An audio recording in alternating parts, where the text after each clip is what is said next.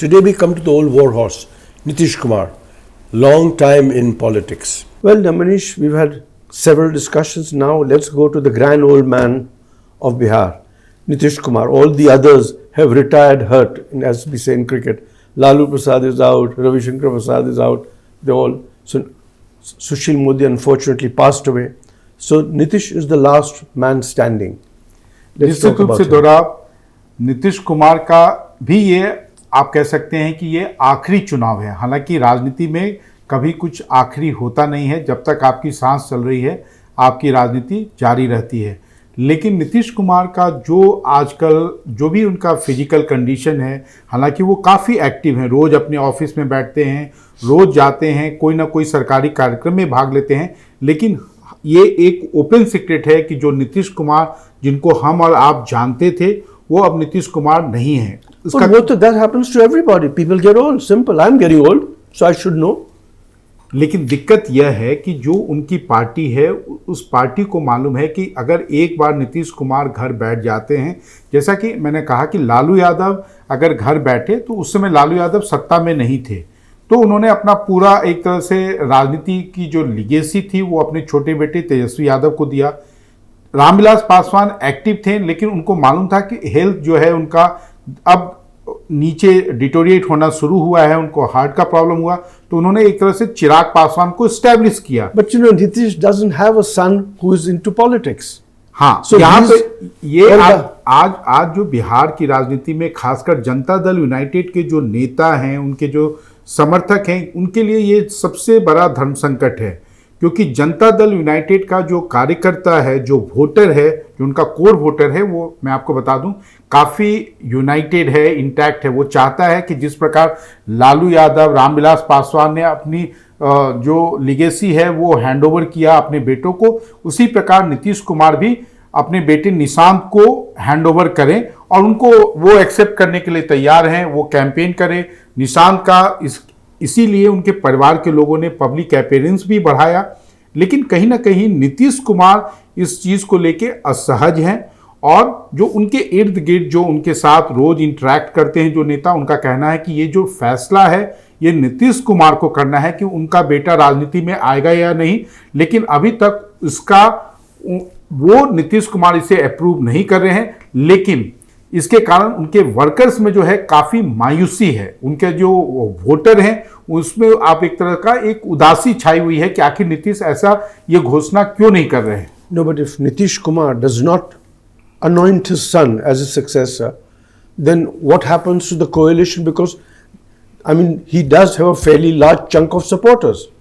Without him, that support is lost to the coalition. NDA loses that support. देखिए दोराब, आप जानते हैं, सब लोग जानता है कि बिहार की राजनीति में तीन ही लोग हैं, तीन ही दल हैं जिसके पास में 10% से ऊपर का वोट शेयर है। एक है राष्ट्रीय जनता दल, लालू यादव का राष्ट्रीय जनता दल, जिसका कमान अब तेजस्वी यादव के पास है।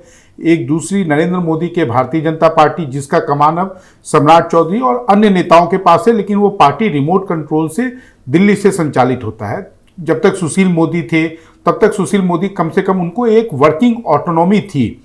तीसरा है नीतीश कुमार का जनता दल यूनाइटेड, लेकिन जहां आरजेडी और बीजेपी के अंदर में सक्सेशन को लेके, पॉलिटिकल जो लिगेसी को लेके कोई कंफ्यूजन नहीं है। जेडीयू में इसको लेके आज के तारीख में खासकर नीतीश कुमार के स्वास्थ्य के मद्देनजर इसको लेके काफी ज्यादा चिंता है। No, but the question, let's assume that Nitish Kumar goes, retires or is pushed out. The question is, how does that affect the coalition? Because the BJP's two leaders, Samrat, the gentleman you interviewed, my point is that, you know, he's not a well-known person who commands 10% of the vote himself. He has Mr. Modi to back him.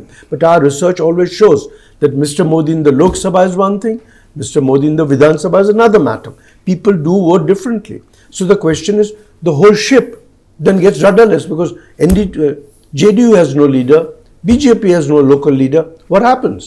देखिए, निश्चित रूप से आज की तारीख में जो बिहार का एनडीए है उसमें एक चिराग पासवान को छोड़कर कोई भी आप नहीं कह सकते हैं जो चेहरा है। सम्राट चौधरी को बीजेपी काफ़ी बैक करती है, लेकिन उनका वो अपने कास्ट का वोट, यानी कि जो कुशवाहा जाति से आते हैं, हमने लोकसभा चुनाव में देखा है कि वो पूरी तरीके से अपना जाति का वोट ट्रांसफर नहीं करा पाए। हालांकि उनके जो समर्थक हैं उनका ये कहना है कि चूंकि जो आरजेडी या महागठबंधन है, उस महागठबंधन से कुशवाहा जाति के उम्मीदवारों की संख्या ज़्यादा थी, इसलिए कुशवाहा जाति का वोट में एक डिवीज़न हुआ।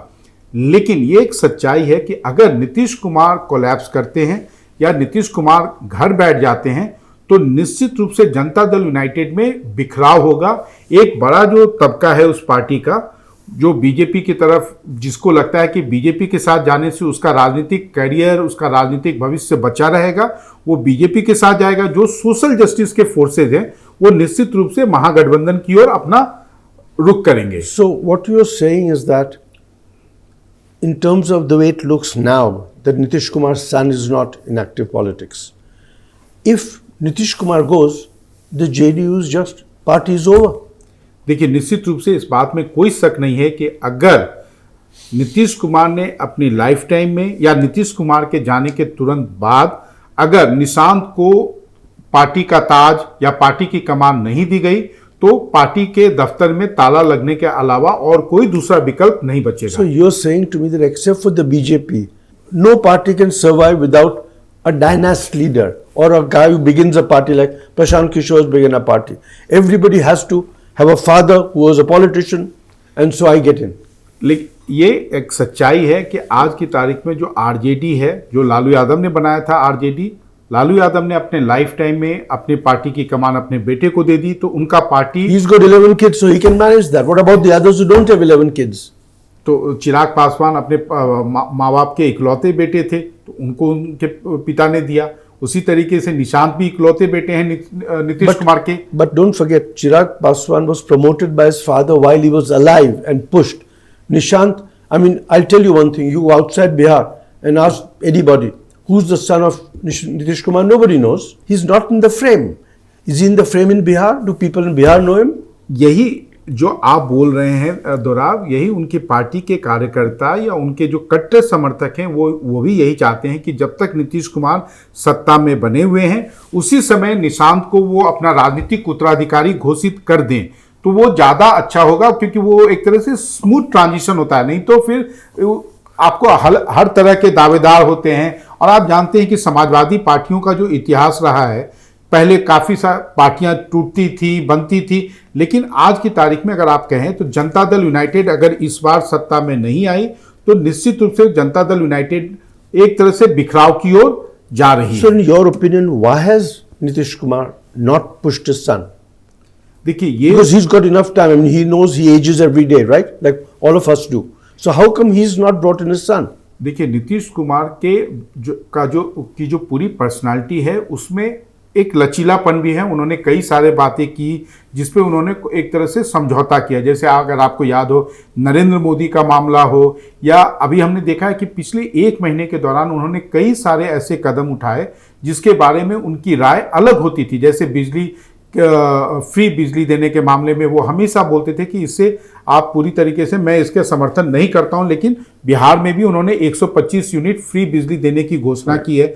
उसी तरीके से कई सारी ऐसी घोषणाएं, लेकिन जहां तक डायनेस्टी पॉलिटिक्स या बेटियों को ये हो, वहां पर उनका स्टैंड क्लियर रहा था कि मेरी फैमिली से कोई नहीं आएगा। Thanks for a very informative and interesting conversation, Manish. Thank you very much.